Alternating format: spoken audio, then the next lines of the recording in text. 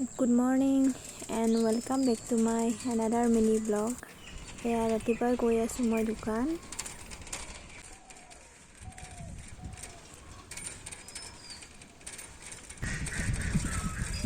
দোকানৰ পৰা আহি দিলোঁ গাখীৰ আনিব গৈছিলোঁ আৰু তাৰপিছত আহি খালোঁ মই চাহ।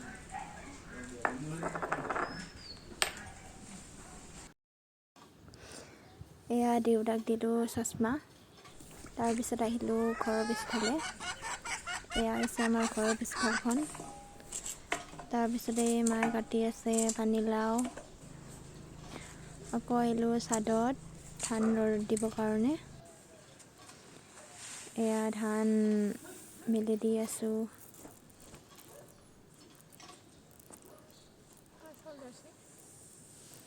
এয়া হৈছে আমাৰ ঘৰৰে খেতিৰ ধান।